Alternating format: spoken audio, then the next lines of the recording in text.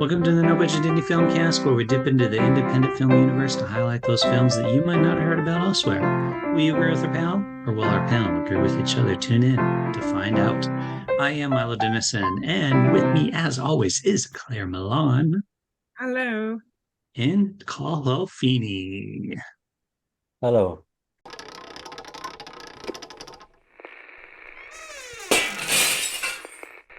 All right. This week we watched a short called Voltron, The End.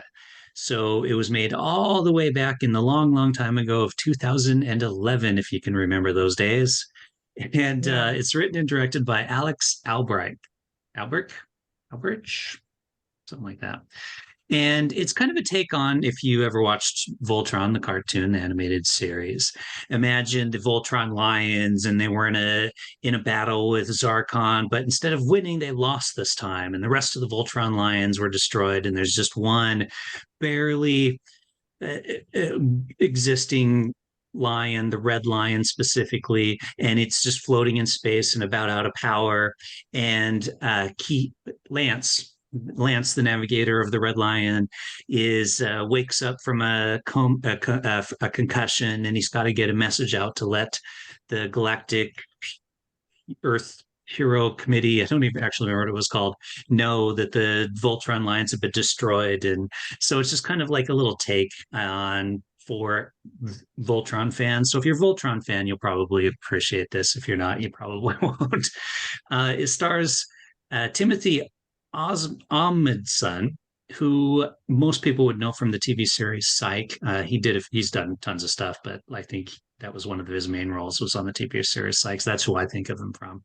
And yeah, just kind of a cute little take. It's real simple. It has one exterior shot of the light floating in space, a CGI shot. The rest is just pretty close-ups of him as he's kind of figuring out what's going on, and got a little blood in his suit on it, and just has to get his little message out before he runs out of power. That's it. Yeah, That's all there's to it. I can't go too much more into it. it's a very short.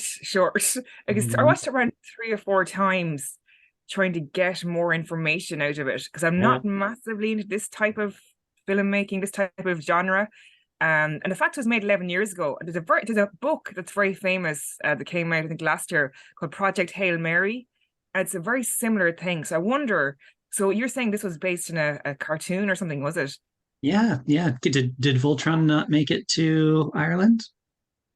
I never heard of it. Have you, I Carl? never heard of it, no. Yeah. Really? That's why I didn't get the references and just it was Oh kind yeah, of it was like a started as an mm, animated series in the 80s to sell toys. Actually, it started as a Japanese animated series that they imported to the US in order to sell toys, like most things, most cartoons in the 80s. And then they just redid it. Actually, they did a series on Netflix, which is out. So you could watch, I think it's called Voltron Legendary Defender on Netflix or whatever. And it's a cartoon, is it? Yeah, yeah, it's a cartoon. Sorry, oh, go ahead. Carl, Yeah. very impressed, doesn't he, Carl? I'm sure Carl will sit down I and can binge watch see it. the Uh, lack of enthusiasm for this on your face. Yeah. I'm wondering, did the Project Hail Mary, the guy who wrote that, it was influenced by this? Because it's kind of a Mm. similar premise from what I can tell. But yeah, I thought it was yeah, it was very well shot, filmed, acted. The lighting was very good. I just had to I watched it a few times because I mean 3 minutes and a few seconds. But I just wanted more. It wasn't even a short film. It was like a teaser. I call it a teaser more than a short film, and it just lacked a bit of substance for me. And the genre wouldn't be my cup of tea, but I still appreciated it, and I thought it was good. And there seems to be a lot of very excited people in the comment section, and where it was shown on YouTube. And it was 11 years old, which is crazy. Crazy to think 11 years, 20 is 2011, was it? 20 Yeah. or Yeah. 20, like 2011. So, yeah. 2011 or more than 11 years then. Yeah. 12 How years ago. time flies. But yeah, Crazy. that's my take on it. If it was made now, it'd probably look a bit different, I'd say, because the way filmmaking has moved on. But I still appreciate it and thought it was, yeah, very well done for what it is. But I'd call it a teaser more than a short, I think. well, I mean, 11 years ago or 2011, And you say, oh, 11, 12 years ago. It's not that long, really. Like uh, the only difference would have been maybe that the sort of CGI would be better now than it was then. And this doesn't really use CGI apart from the outside. I don't think. I hope not. Like, and that's what I like about it. They kind of look like they built a set for it. Maybe the chair anyway, and his console. Um, yeah, like I think our each of your two reviews was longer than the actual film. I think Uh, so. yeah. Uh, like it was a really good production, uh, and the sound design was very good, and I like the way it was edited too, because even though it was just sitting in a chair, you got this feeling of action and something happening, uh, and a bit of tension there, and even the way when he was given the voice message. There's one part where you hear him speaking and you show him in profile, but you don't see his lips moving. So just like idea of that he's already passed, and whoever's looking at the video, like back at base, that they're listening to the video and you're seeing that he's well, the implication is that he's dead. Okay, spoiler alert.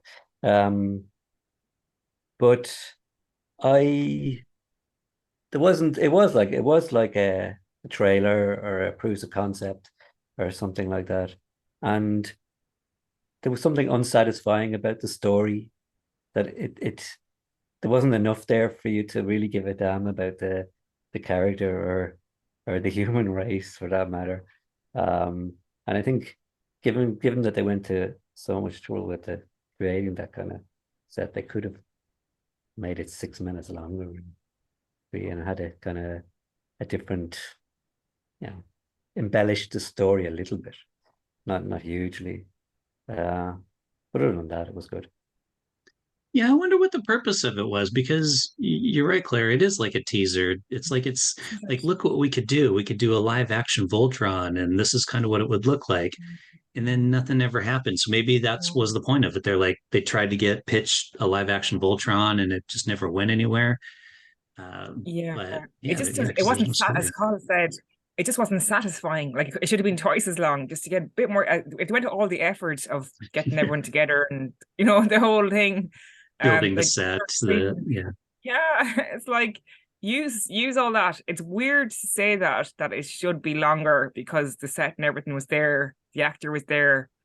Yeah, I'd say it Yeah, was used as part of a pitch or something more than a short, probably, yeah, maybe. it might have been. And then the fact that you just told us that it's based on something Yeah. actually takes away from it. If they just invented this whole universe and this character and everything, it would have added to it, I think. But the fact that they just took it from something, it actually denigrates it in some way, Mhm. in my mind. Well, I mean, Voltron's never been fully destroyed, so it's continuing that storyline because the animated series, the heroes always have to win in the end. This is saying, well, no, maybe this time around they didn't win in the end. Well, you see, is it the end? I mean, this looks like to me the beginning. Yeah. What could be maybe the other lions actually weren't destroyed and they were just part of, going back to the whole separated thing.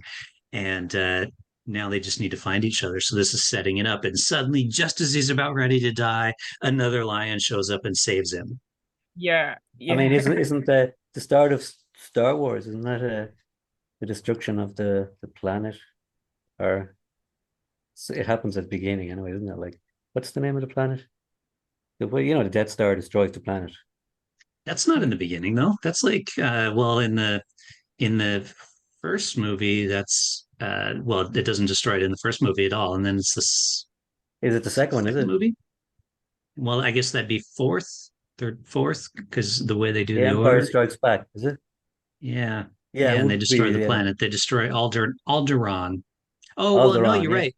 Yeah, Alderaan, but before Alderaan, because that's the princess's planet. But then they attempt to destroy the planet where the rebel base is on, but that's when the rebels destroy the Death Star. So yeah, yeah, yeah, Alderaan is the first one to get destroyed. yeah.